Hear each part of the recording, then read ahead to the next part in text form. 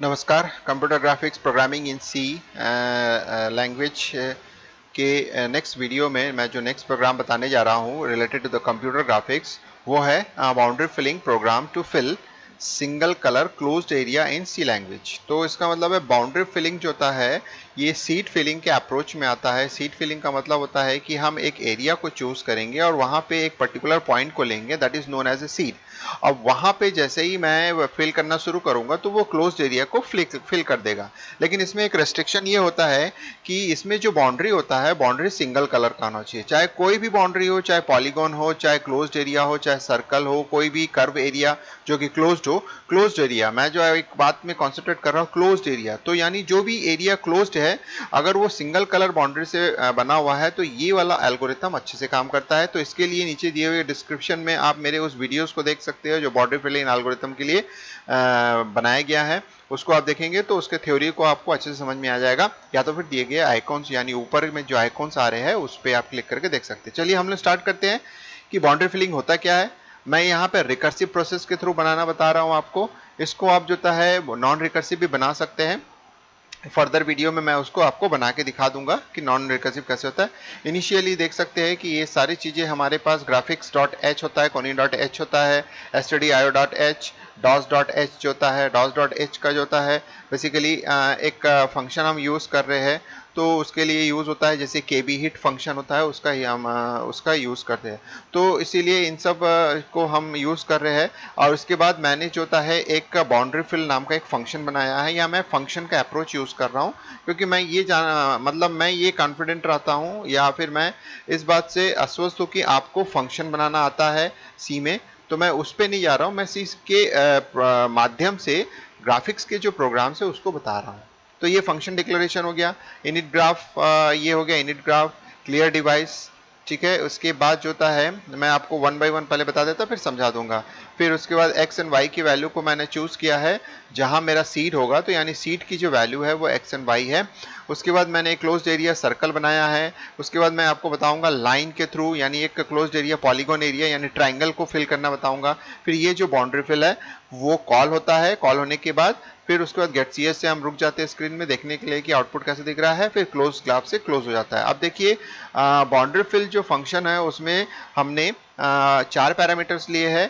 पहला दो पैरामीटर जो होता है सीट फिलिंग के लिए है, यानी पर्टिकुलर पोजीशन में हम जो फिल कर रहे हैं वो पोजीशन बताने के लिए। दूसरा होता है ये एफ कलर का मतलब होता है फिल कलर, दूसरा बी कलर का मतलब होता है बाउंड्री कलर। तो यानी हमको बाउंड्री कलर मेंशन करना जरूरी है जिसके बेस पर वो एरिया फिल होते जाएगा। जैसे ही बाउंड्री कलर उसको मिलेगा तो वो बाहर आ जाएगा। तो यहाँ पे मैं सबसे पहले क्या कर रहा हूँ कि फंक्शन में सबसे पहले मैंने एक इंटीजर मतलब एक कलर डिफाइन कर लिया जिसको हमने बोल दिया आई colour means interior colour. Interior colour मतलब जिस पर्टिकुलर पिक्सल्स को मैं फिल करने वाला हूं उसका जो कलर है उसको पहले मैं गेट करूंगा। पहले ये पता करूंगा कि वो जो कलर है वो बाय डिफॉल्ट फिल तो नहीं है, यानी जो फिल कलर लिया है वो तो नहीं है, या कोई दूसरा कलर है। उस चीज को मैं यहाँ पे ले रहा हूँ। फिर उसके बाद चेक कर रहा हूँ, यहाँ देख सकते हैं मैं चेक कर रहा हूँ कि ये अगर वही कलर है तो ये काम नहीं करेगा यानी फिल नहीं करेगा, अदरवाइज नहीं है तो इसलिए मैं चेक कर रहा हूँ कि not equal to B colour, यानी जो बाउंड्री जो हमने बाउंड्री कलर है वो मैच नहीं होना चाहिए। जो मैं मतलब मैं अगर बाउंड्री में पहुंच गया हूं और मुझे बाउंड्री कलर मिल गया तो मतलब मेरा काम खत्म हो गया। तो यही प्रोसेस जो होता है चारों डायरेक्शन पे चलेगा आपका।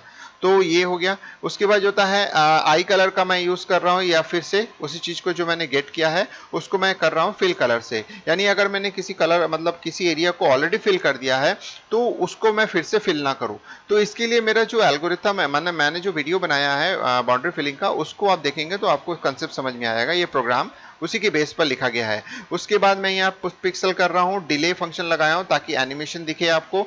मैंने यहाँ 4 कनेक्टेड वे में लिया है इसको, यानी 4 कनेक्टेड, इसके टोटल 8 कनेक्टेड भी होते हैं लेकिन मैंने 4 कनेक्टेड पे काम कर रहा हूँ क्योंकि मेरा जो ऑब्जेक्ट है वो बहुत सिंपल है, सिंपल ऑब्जेक्ट है, यानी कॉर्नर में इसका प्रोपोगेशन नहीं होता है। तो इसीलिए इसको हमने बनाया। तो ये फिल किया 4 कनेक्टेड यानी रिकर्सिव प्रोसेस से देख सकते हैं। मैंने यहाँ से वापस इसको कॉल किया तो यानी रिकर्सिव के थ्रू मैंने इसको बनाया।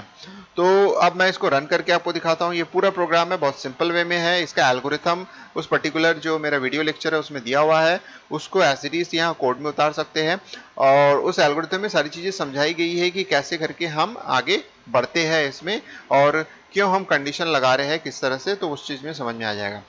तो उसको पहले आप देखेंगे तो ये वीडियो आपको समझ में आ जाएगा। तो मैं एक सर्कल पहले बना रहा हूँ, फिर फिल करूंगा, तो देखिएगा कि एनिमेशन में कैसे होता है। तो दोस्तों इसको रन करने के लिए एक कंडीशन है जो आप फॉलो करना आपके लिए बहुत अच्छा है, क्योंकि ये रिकर्सिव प्रोसेस है, इसलिए इसमें स्टैक का यूज होगा और स्टैक जो होता है उसका लिमिटेशन होता है, यानी मेमोरी के हिसाब से उसका लिमिटेशन होता है। तो इसलिए बड़े एरिया में अगर आप फिल करने जाएंगे तो हो सकता है कि एक समय के बाद आपका मशीन हैंग कर जाए, यानी आपको फिर से रीस्टार्ट करना पड़ेगा सी को। तो इसीलिए एक छोटे से पैमाने, जैसे मैंने यहाँ 30 आपका सर्कल का रेडियस लिया है, इस पे आप देखोगे तो ये अच्छे से काम करेगा। आप चेक करना चाहते हो तो बड़े फिगर में चेक कीजिए, तो थोड़ा देर बाद वो हैंग हो जाएगा। तो चलिए मैं इसको रन करके दिखाता हूँ। एनिमेशन में आपको दिखेगा पूरा कि एक सर्कल एरिया देखिए ये फिल हो रहा है। पहले नीचे एरिया को मैं, क्योंकि रिकर्सिव प्रोसेस में जिस हिसाब से मैंने कंडीशन दिया है उस हिसाब से फिल हो रहा है। फिर ऊपर वाला एरिया जब वो नीचे वाले रिकर्शन में चलता है तो नीचे वाले में चलता है left to right left to right left to right, वो पूरा फिल करने के बाद इस तरह से होता है। तो आपने देखा किस तरह से फिल हो रहा है, ठीक है। अब एक ही कंडीशन है कि इसका साइज को आप बड़ा मत कीजिए, छोटे साइज में ये काम करेगा। अब मैं एक ट्राइंगल बना रहा हूँ, ट्राइंगल को मैंने अपने हिसाब से बनाया और उसका एक इंटीरियर पॉइंट हमारा होना चाहिए। इंटीरियर पॉइंट का मतलब है बाहर का कोई पॉइंट नहीं होना चाहिए, नहीं तो फिर वो ओवरफ्लो हो जाएगा। तो इंटीरियर पॉइंट मतलब आपको पता होना चाहिए कौन सा इंटीरियर पॉइंट है। तो चलिए मैं इसको रन करके आपको दिखाता हूँ। एक ट्राइंगल एरिया है जो फिल हो रहा है, देखिए ये इस तरह से वो फिल कर रहा है, देख सकते हैं आप किस तरह से फिलिंग हो रहा है। ये ऑल अबाउट रिकर्सिव प्रोसेस है। रिकर्सिव प्रोसेस में जिस स्टेप में मैंने उसको लिखा है उस हिसाब से वो आपस में वो काम कर रहा है, यानी लेफ्ट राइट टॉप बॉटम आप इसको चेंज करके कर सकते हैं। तो दोस्तों इस तरह से आपको समझ में आएगा कि किस तरह से ये जो बाउंड्री फिल एल्गोरिथम है वो काम करता है। इसका एक ही कंडीशन है कि जो आपका बाउंड्री कलर है वो फिक्स होना चाहिए, यानी जो बाउंड्री कलर आप यूज कर रहे हो उस बाउंड्री कलर को आपको इस पर्टिकुलर मेंशन करना जरूरी है। देख सकते हैं यहाँ पे मैंने इसको मेंशन किया है बाउंड्री कलर, कि मुझे इस कलर के हिसाब से ही आगे बढ़ना है। जब भी ये कलर मिलेगा तो मुझे स्टॉप कर देना, फिल करना सेम एज है। उसी तरह से फिल कलर भी हम इंपुट करते हैं। तो ये इंपॉर्टेंट होता है कि ये सिंगल कलर बाउंड्री, यानी जो सिंगल कलर क्लोज्ड एरिया, यानी सिंगल कलर के बेस पर जो बाउंड्री बना हुआ है उसका क्लोज्ड एरिया को ये फिल करता है।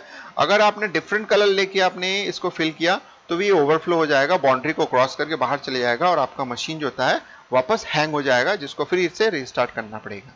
तो चलिए दोस्तों, अगर ये वीडियो आपको समझ में आया, अच्छा लगा तो मुझे लाइक कीजिएगा, इस वीडियो को कमेंट्स कीजिएगा और ज़्यादा से ज़्यादा शेयर कीजिएगा और मेरे यूट्यूब चैनल को सब्सक्राइब करना नहीं भूलिएगा। चलिए दोस्तों, वंस अगेन लास्ट तक देखने के लिए धन्यवाद।